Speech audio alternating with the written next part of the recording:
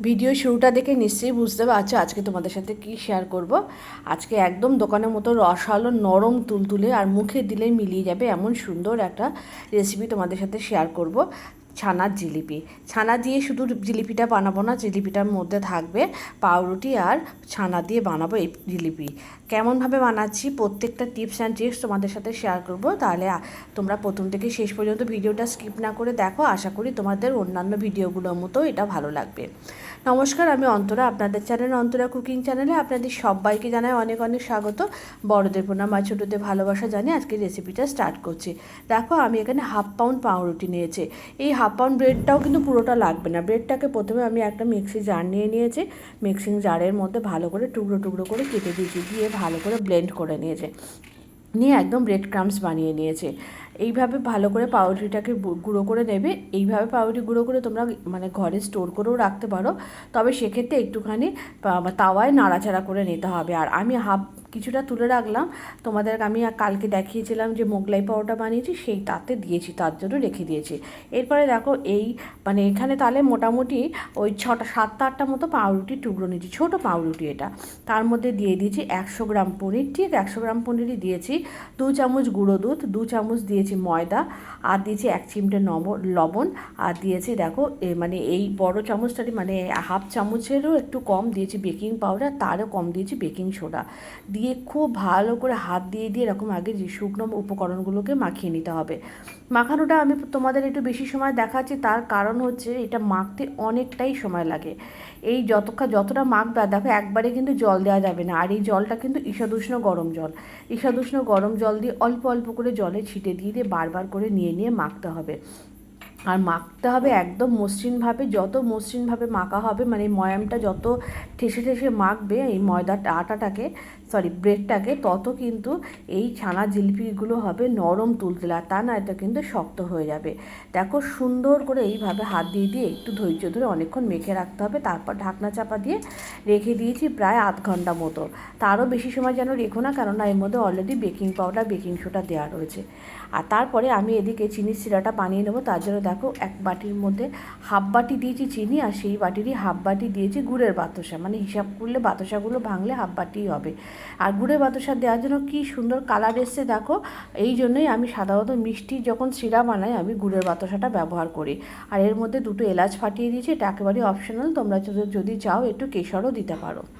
তারপরে এদিকে চিনি সিরাটা রেডি হয়ে গেছে, একদম ঠান্ডা করে নিতে হবে। আর এই দেখো এরপরে ডোটাকে থেকে ছোটো ছোটো করে আরেকবার একটু মেখে নিয়েছি, নিয়ে ছোটো ছোটো করে লেচি কেটে নিয়েছি।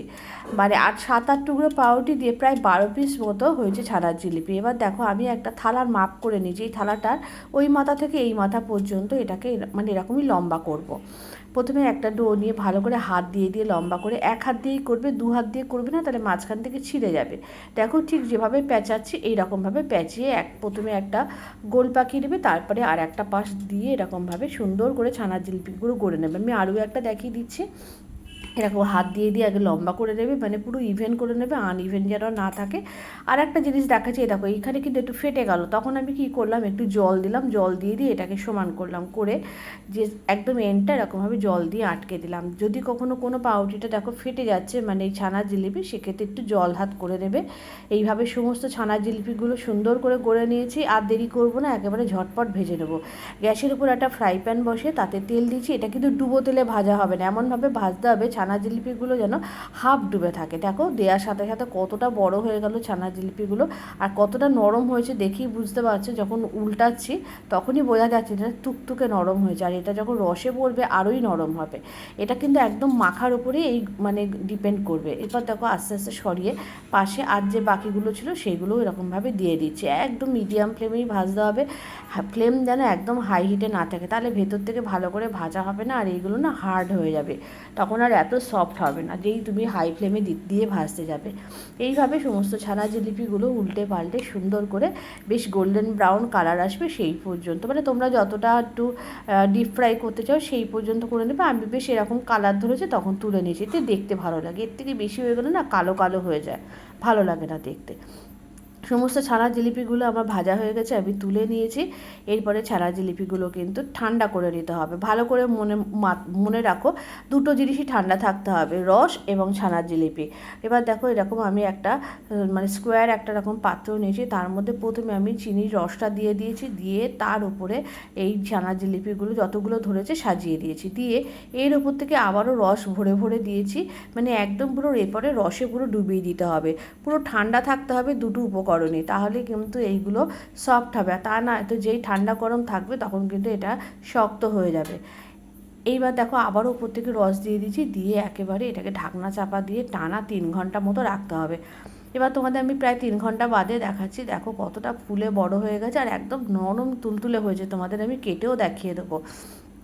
আজকের রেসিপিটা তোমাদের কেমন লাগলো অবশ্যই কিন্তু কমেন্ট করে জানাবে। এরকম ঘরোয়া মিষ্টি ইচ্ছা করলে কিন্তু খেতেই পারো, একদম ময়রার দোকানের মতো নরম তুলতুলে রসালো মিষ্টি। এই রেসিপিটা তোমাদের যদি ভালো লাগে অবশ্যই লাইক করবে, কমেন্ট করবে। আর আমার ইউটিউব চ্যানেলের নাম কিন্তু বেস্ট টেস্ট উইথ অন্তরা, আর আমার ইনস্টাগ্রাম পেজের নাম হচ্ছে অন্তরাজ কুকিং জার্নি। এই রান্নার পেজগুলোর পাশে থেকে তোমরা অবশ্যই আমার পাশে থেকো। আর দেখো আজকে তোমাদের একটা কেটে দেখিয়েও দিচ্ছি কতটা নরম তুলতুলে হয়েছে, একদম মাউথ মেল্টিং, মুখে দিলেই মিলিয়ে যাবে এমন সুন্দর একটা রেসিপি তোমাদের সাথে শেয়ার করলাম।